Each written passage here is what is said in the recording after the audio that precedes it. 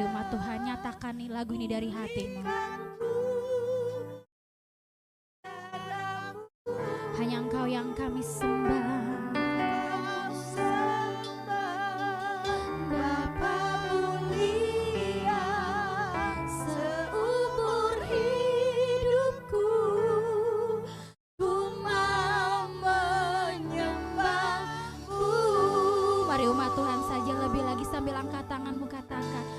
Ku sembah, Engkau ku sembah.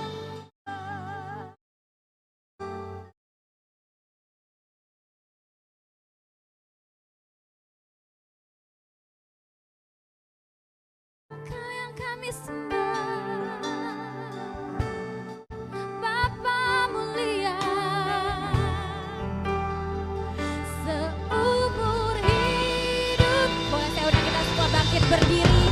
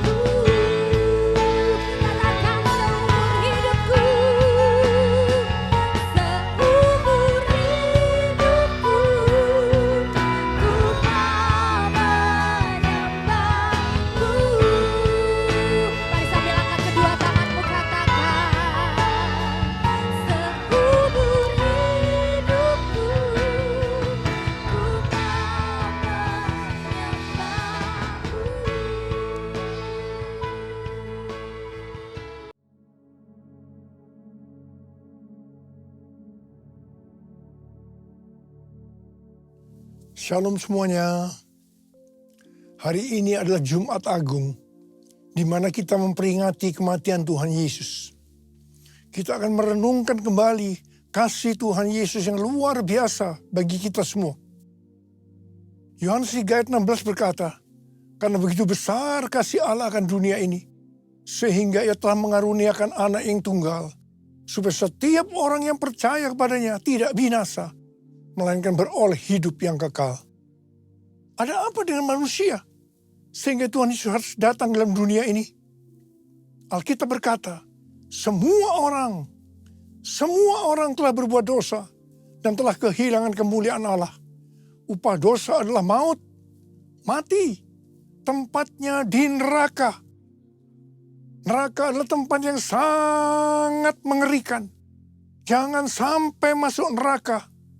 Karena itu Tuhan Yesus datang ke dalam dunia ini untuk menyelamatkan kita semua. Bagaimana cara Tuhan Yesus menyelamatkan kita? Alkitab berkata, Tuhan Yesus yang tidak mengenal dosa, dijadikan dosa oleh karena kita semua. Supaya di dalam Dia, yaitu kita yang percaya kepada Tuhan Yesus, dibenarkan oleh Allah. Apa arti dari ayat ini? Tadi dikatakan semua orang telah berbuat dosa dan telah kehilangan kemuliaan Allah. Upah dosa adalah maut, mati. Jadi Tuhan Yesus harus mati menggantikan saudara dan saya. Salibnya, salibnya, selamanya mulia. Dosaku disucikan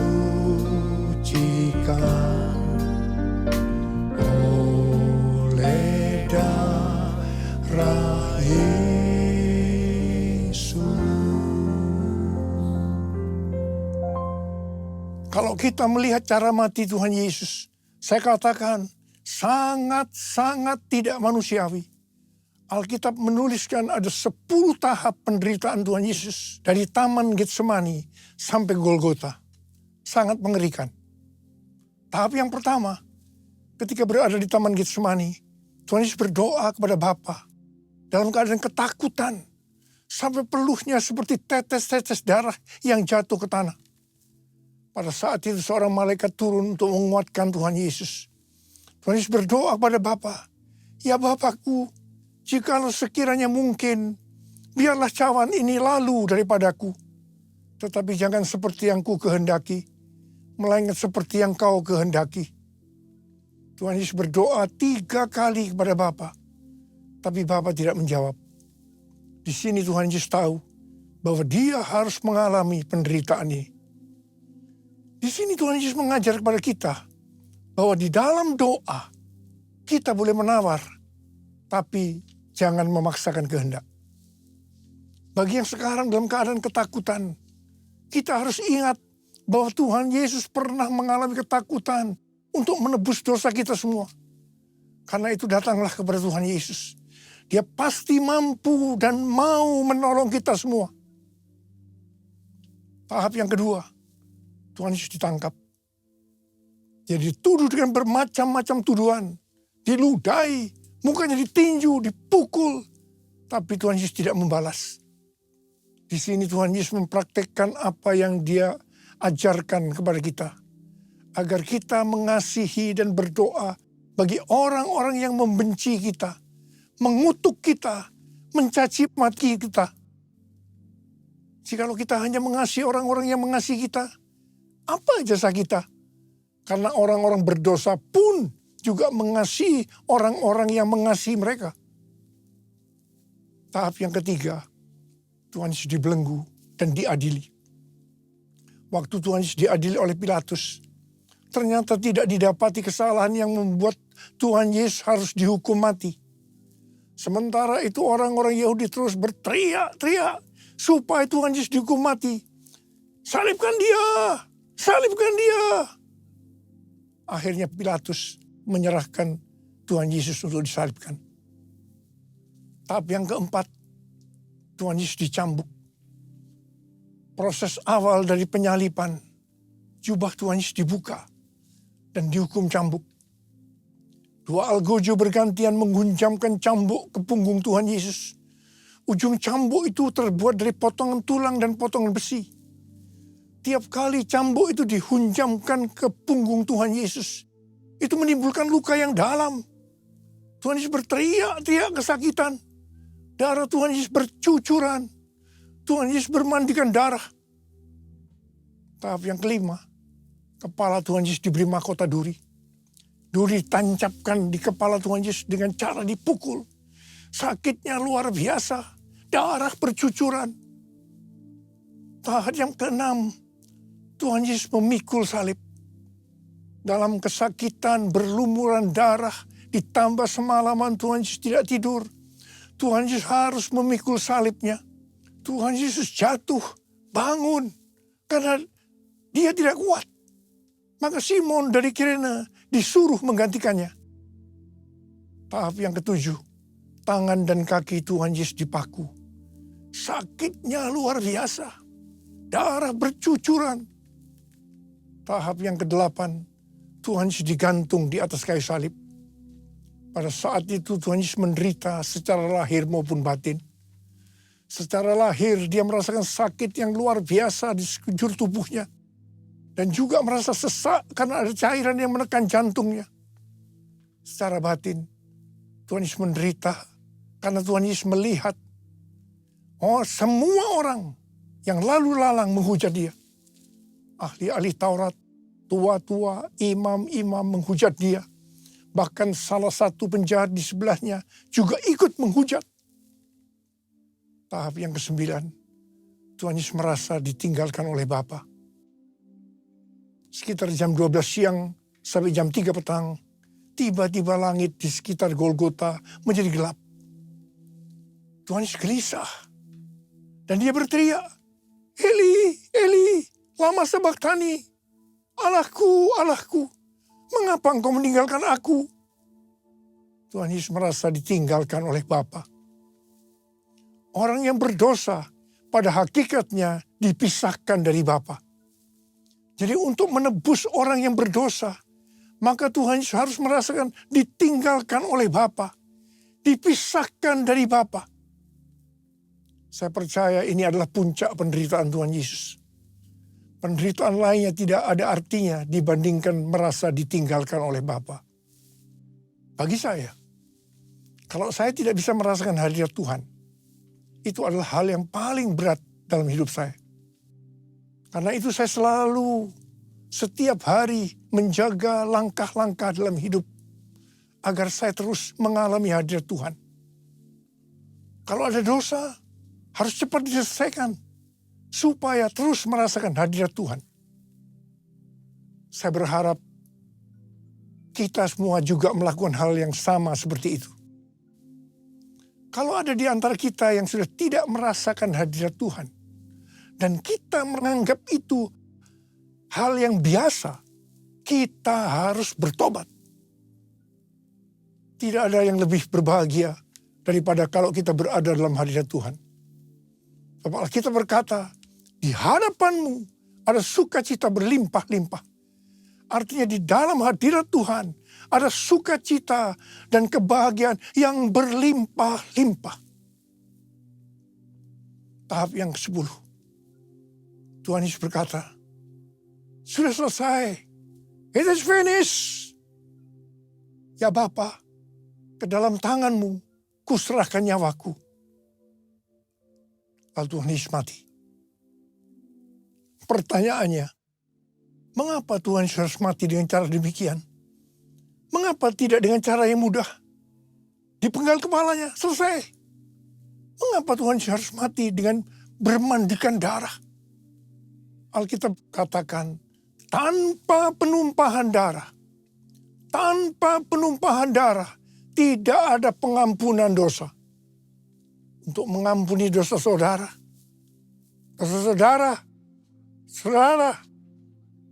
dosa saya, Tuhan Yesus harus mati dengan cara demikian. Selain itu, apalagi yang Alkitab katakan dengan cara mati Tuhan Yesus yang seperti itu? Yang pertama, penyakit kitalah yang ditanggungnya. Yang kedua, penderitaan kita yang dipikulnya. Dan oleh bilur-bilurnya kita disembuhkan. Tak terukur kasih-Mu Yesus, Kau telah mati gantikan diriku. Kau curahkan darah-Mu untuk tebus dosaku. Layaklah Kau Tuhan dipuji dan disembah dengan segenap hatiku. Layaklah Kau Tuhan dipuji dan disembah dengan segenap jiwa ragaku.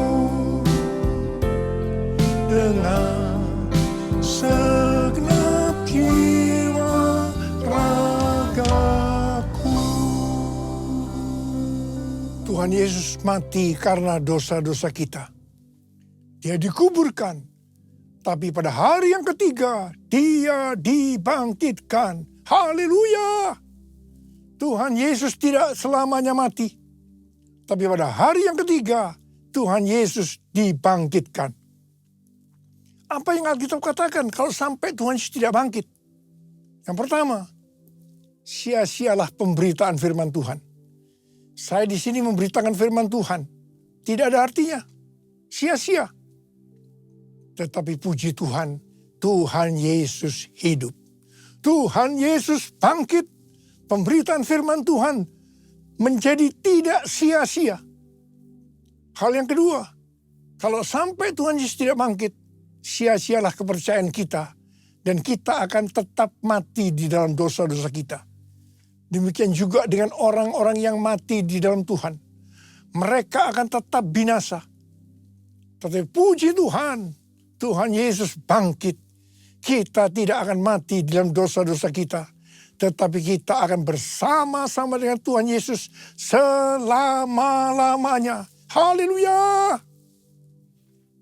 Hal yang ketiga, kalau sampai Tuhan Yesus tidak bangkit, kita adalah orang-orang yang paling malang dari segala manusia.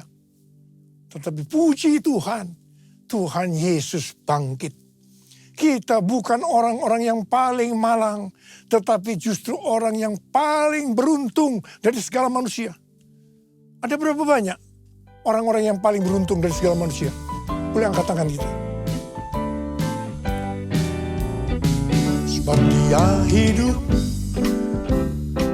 ada hari esok. Sebab Dia hidup,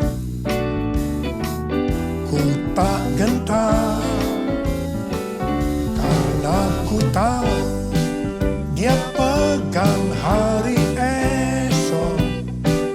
Hidup jadi berarti sebab Dia hidup. Hidup jadi berarti sebab Dia hidup. Hidup jadi berarti sebab Yesus hidup. Karena Tuhan Yesus hidup, maka ada hari esok. Karena Tuhan Yesus yang pegang hari esok saudara dan saya, Dia hidup. Dia berkata kepada kita semua, jangan kamu khawatir. Jangan kamu khawatir apa yang akan kamu makan, apa yang akan kamu minum, apa yang akan kamu pakai. Semua itu dicari oleh bangsa-bangsa yang tidak mengenal Allah. Tetapi Bapamu di sorga tahu, kamu memerlukan semuanya itu. Karena itu, carilah dulu kerajaan Allah dan kebenarannya. Maka semuanya, apa yang saya butuhkan? Apa yang saya butuhkan akan ditambahkan kepadamu. Yang percaya katakan, amin. Karena Tuhan Yesus hidup, maka mujizat-mujizat yang dilakukan oleh Tuhan Yesus masih ada sampai dengan hari ini. Orang buta melihat, orang lumpuh berjalan, orang tuli mendengar, orang mati dibangkitkan, orang kusta menjadi tahir, dan kepada orang-orang miskin diberitakan kabar baik. Karena Tuhan Yesus hidup, maka tema yang Tuhan berikan untuk tahun 2025 adalah bahwa tahun 2025 adalah tahun penuaian. The year of harvest. The year of harvest. Tahun 2025 adalah tahun penuaian jiwa-jiwa yang besar. Dan yang terakhir, sebelum Tuhan Yesus datang kembali, Roh Kudus Pentakosta ketiga sedang bergerak ke seluruh dunia. Harvest now. Jesus for everyone. Jesus for everyone. Jesus for everyone. Jesus for everyone. Jesus for everyone. Jesus for everyone. Jesus for everyone. Hari-hari ini Tuhan selalu mengingatkan kepada kita tentang tahun 2033.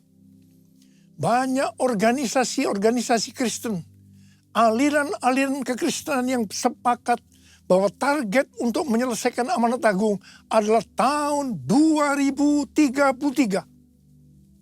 Sesuai dengan Matius 24 ayat 14 yang mengatakan, kalau Injil Kerajaan ini sudah diberitakan di seluruh dunia, menjadi kesaksian bagi semua bangsa. Dengan kata lain, kalau amanat agung sudah selesai, baru setelah itu tiba kesudahannya. Baru setelah itu Tuhan Yesus datang kembali. Kata baru sesudah itu, tidak ada seorang pun yang tahu itu kapan. Bisa 1 hari, 1 minggu, 1 tahun, yang jelas tidak akan lama. Sebab Tuhan Yesus berkata, aku datang segera. 1 Petrus 4 ayat 7 berkata, kesudahan segala sesuatu sudah dekat. Karena itu kuasailah dirimu dan waspadalah supaya kamu dapat berdoa. Jadi dalam menunggu kedatangan Tuhan Yesus kedua kalinya, yang sudah semakin dekat. Kita harus banyak berdoa, memuji, dan menyembah Tuhan dalam unity siang dan malam. Untuk itu kita harus menguasai diri kita. Dan selalu waspada, artinya berjaga-jaga. Syarat utama untuk menyelesaikan amanat agung adalah kolaborasi antar gereja-gereja Tuhan. Untuk itu gereja Tuhan harus unity. Jangan saling menyakiti satu sama lain. Perlu ada kerendahan hati. Jangan memikirkan kepentingannya sendiri saja. Tetapi kepentingan orang lain juga harus diperhatikan. Semangat untuk mencari jiwa atau penginjilan dari anak-anak muda hari-hari ini harus diarahkan yang benar. Bukan diarahkan menginjil di gerejanya orang lain dengan cara yang tidak beretika. Ingat, iblis kalau tidak bisa menghambat penuaian jiwa, dia justru akan mendorong supaya penuaian jiwa terjadi dengan cara-cara yang tidak beretika, supaya terjadi kekacauan, sehingga kolaborasi tidak terjadi. Akibatnya akan menghambat penyelesaian amanat agung. Motivasi dalam penuaian jiwa harus jelas bahwa itu untuk menyelesaikan amanat agung. Sebab Tuhan Yesus akan datang segera. Motivasinya bukan supaya gereja saya kelihatan hebat, paling benar, terkenal. Saya terkesan dengan kesaksian Pendeta Ruben Adi, Ketua Umum GBI. Dia diberi nasihat oleh ayahnya, Pendeta Julius Ishak. Jangan berusaha jadi pendeta yang terkenal, tapi jadilah pendeta yang masuk surga. Amin. Di menara doa pelayanan Jumat kita, banyak dari sinode-sinode lain yang datang. Saya selalu mengatakan bahwa saya tidak akan mengGBI-kan Anda. Anda tetap di sinode masing-masing. Dan mari kita berkolaborasi untuk menyelesaikan amanat agung. Satukan kami ya Tuhan, bersama dengan tali yang tak putus. Satukan kami ya Tuhan, bersama dengan kasih sempurna. Allah kami satu, Raja pun satulah. Tubuh Kristus satu, sebab itu ku nyanyi. Tahun 2025 adalah tahun penuaian berkat secara materi. Pesan Tuhan yang sangat kuat kepada kita untuk mengalami penuaian berkat secara materi, yaitu kita harus memberikan persepuluhan. Persepuluhan masih berlaku sampai hari ini. Kalau ada orang yang berkata bahwa persepuluhan adalah tidak relevan untuk zaman ini, dengan alasan yang pertama, persepuluhan adalah bagian dari hukum Taurat. Yang kedua, pada zaman anugerah ini, memberi kepada Tuhan tidak dibatasi persepuluhan saja, tapi semau-maunya berapa yang mau diberikan, termasuk mempersembahkan seluruh hidup kita. Apakah pendapat ini benar? Jawabannya, ini tidak benar. Yang jelas, persepuluhan dimulai oleh Abraham yang memberikan persepuluhan kepada Melkisedek sebagai gambaran pemberian kepada Kristus. Ini zaman sebelum hukum Taurat. Persepuluhan adalah jumlah minimal yang harus dipersembahkan kepada Tuhan. Nah kalau yang minimal ini saja dipermasalahkan atau ditolak, apalagi yang lebih besar, bahkan mempersembahkan seluruh kehidupan ini. Itu bohong. Persepuluhan kita berikan karena kita mengasihi Tuhan. Dia terlebih dahulu mengasihi kita. Dia memberikan hidupnya untuk kita. Masakan kita tidak akan memberi kepada Tuhan? Bahkan seluruh hidup kita persembahkan kepada Tuhan. Jadi sekali lagi, Saya katakan bahwa persepuluhan masih berlaku sampai hari ini. Sesuai dengan Maliakhi 3 ayat 8 sampai dengan 12. Kalau kita mempersembahkan persepuluhan, maka kita akan diberkati berlimpah-limpah. Kita akan disebut berbahagia karena kita akan bersuka cita. Haleluya. Pembayaran persembahan persepuluhan menyenangkan hati Allah. El Shaddai, El Shaddai, Allah Maha Kuasa. Dia besar, Dia besar, El Shaddai mulia. El Shaddai, El Shaddai, Allah Maha Kuasa. Berkat-Nya melimpah, El Shaddai. Berkat-Nya melimpah, El Shaddai. Mari angkat tangan kita, berbahasa roh saat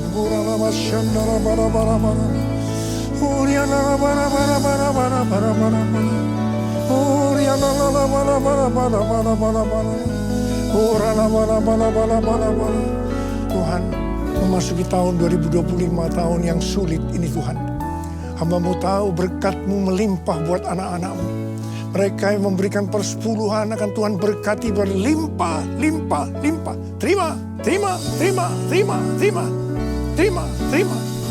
Tuhan, makasih Tuhan. Terima kasih, terima kasih, terima kasih, terima kasih. Terima kasih, terima kasih Bapak. Terima kasih. Dalam nama Yesus, haleluya. Amin.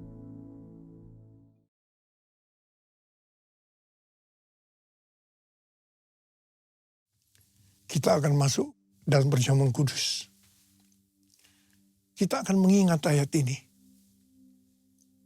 Sebab setiap kali kamu makan roti ini dan minum cawan ini, kamu memberitakan kematian Tuhan sampai Ia datang. Perjamuan kudus adalah perjamuan Tuhan Yesus sendiri. Setiap kali kita masuk ke dalam perjamuan kudus, Tuhan Yesus selalu berkata, biarlah ini menjadi peringatan akan aku. Karena itu mari arahkan hati kita kepada kebaikan Tuhan. Kita akan mengingat kebaikan Tuhan. Supaya kita lebih mengasihi Tuhan Yesus. Lebih mengasihi satu dengan yang lain. Mari tundukkan kepala.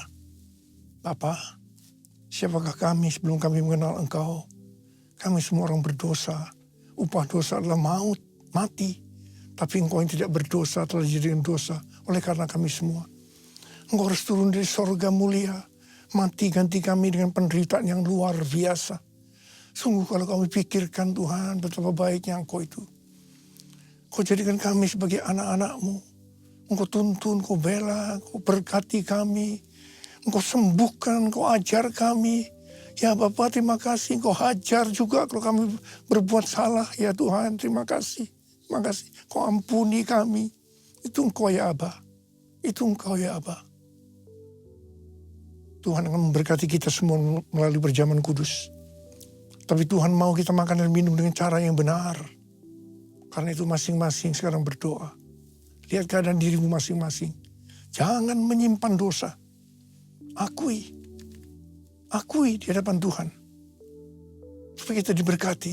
Supaya kita diberkati. Ampuni Tuhan. Ampuni saya. Ampuni. Ampuni kami semua Tuhan. Ampuni. Bapa, Kau lihat anak-anak-Mu. Yang saat ini sedang ada di hadapan-Mu Tuhan. Terima kasih. Layakkan kami untuk masuk dalam perjamuan kudus. Terima kasih Bapa. Kami akan masuk dalam perjamuan kudus dengan hati penuh ucapan syukur. Dalam nama Yesus. Amin.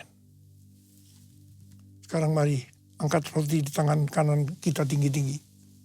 Sebab apa yang telah kuteruskan kepadamu telah aku terima dari Tuhan. Yaitu bahwa Tuhan Yesus pada malam waktu diserahkan mengambil roti dan sesudah itu ia mengucap syukur atasnya. Ia memecah-mecahkannya dan berkata, inilah tubuhku yang diserahkan bagi kamu. Perbuatlah ini menjadi peringatan akan aku. Saudara dikasih Tuhan, bukankah roti yang kita pecah-pecahkan ini adalah persekutuan kita dengan tubuh Kristus? Mari kita makan dalam nama Yesus.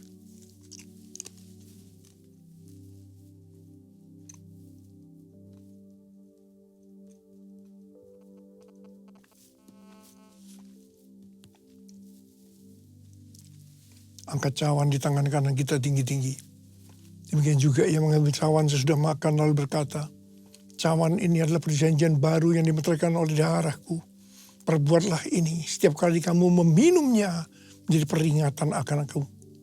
Selain kasih Tuhan, bukankah cawan pengucapan syukur yang atasnya kita ucapkan syukur adalah persekutuan kita dengan darah Yesus. Mari kita minum dalam nama Yesus.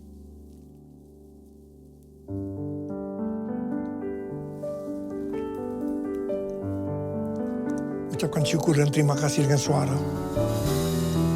Jangan diam. Tuhan terima kasih ya Tuhan. Tuhan terima kasih Tuhan. Tuhan terima kasih. Terima kasih ya Tuhan. Terima kasih. Bapa berdoa buat anak-anakmu semua. Tuhan, Engkau jamah kami. Terima kasih Engkau mengurapi kami. Terima jamahan Tuhan hari ini. Terima. Terima pengurapan Tuhan. Terima. Oh, terima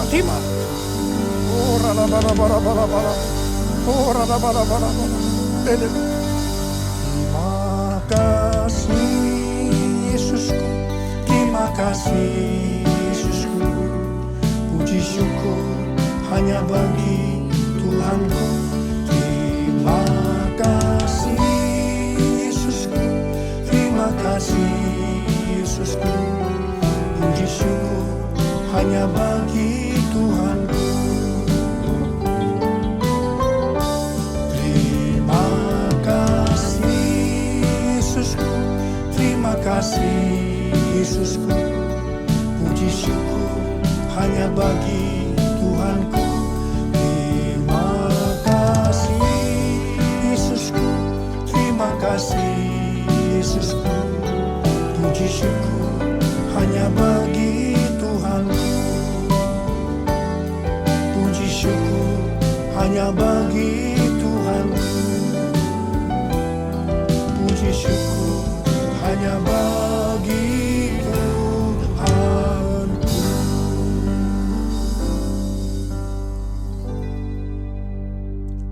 Sekarang terimalah berkat Tuhan. Kasih karunia berlimpah-limpah daripada Allah Bapa dalam Anak yang tunggal Yesus Kristus. Persekutuan yang manis dengan Roh Kudus menyertai kita semua mulai hari ini sampai Tuhan datang menjemput kita di awan-awan dan bahkan sampai selama-lamanya.